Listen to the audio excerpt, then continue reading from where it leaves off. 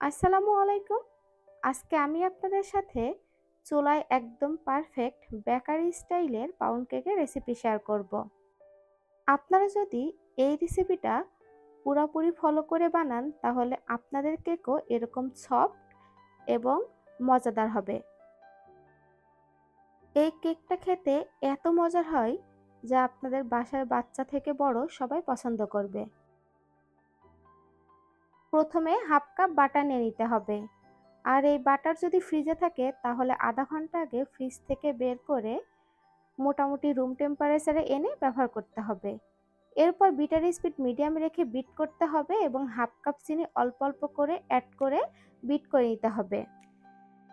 ততক্ষণ পর্যন্ত বিট করতে হবে যতক্ষণ না পর্যন্ত চিনি ভালোভাবে বাটারের সাথে মেল্ট হয়ে যাবে।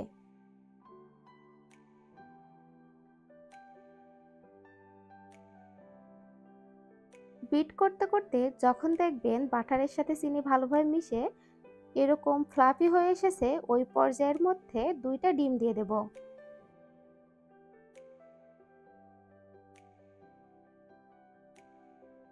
এখন এর মধ্যে হাফ চা চামচ ভ্যানিলা এসেন্স দিয়ে দিচ্ছি। এরপর আবারও বিটার স্পিড মিডিয়াম রেখে 4 থেকে 5 মিনিটের মতো ভালো করে বিট করে নেব। বিটারের ধরন অনুযায়ী এই পর্যায়ে সময় কম বেশি লাগতে পারে। যখন দেখবেন এরকম ফ্লাফি হয়ে এসেছে ওই পর্যায়ে বিটার অফ করে দিয়ে শুকনো উপকরণগুলো এর মধ্যে চেলে নিতে হবে। একটা ছাঁকনি দিয়ে এর মধ্যে 1 কাপ পরিমাণ ময়দা দিয়ে দিয়েছি, হাফ চা চামচ বেকিং পাউডার দিয়ে দিচ্ছি, 1 চিমটি পরিমাণ লবণ দিয়ে শুকনো উপকরণগুলো ভালোভাবে চেলে মিশিয়ে নেব।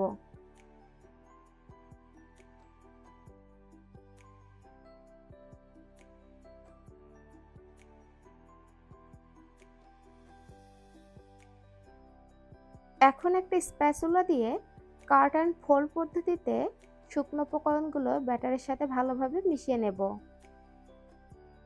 শুকনো উপকরণগুলো মেশানোর সময় একটু আলতোভাবে মিশিয়ে নেওয়ার চেষ্টা করবেন। তাড়াহুড়ো করে মেশালে ব্যাটারে দলা পাকিয়ে যাবে।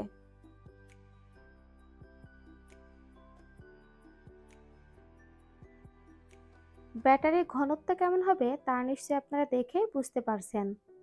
এখন এই সম্পূর্ণ ব্যাটার একটা 9 ইঞ্চি মোল্ডে ঢেলে নেব। এরপর একটা কাঠি দিয়ে লেভেল করে কয়েকটা বাড়ি দিয়ে ট্যাপ করে নেব। এতে করে যদি কোনো এয়ার বাবলস থাকে তা বেরিয়ে যাবে।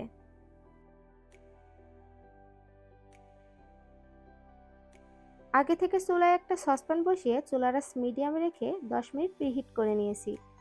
এখন কেক মোল্ডটা দিয়ে চুলার আঁচ মিডিয়াম লোর মাঝামাঝি রেখে 35 থেকে 40 মিনিট বেক করে নিয়েছি।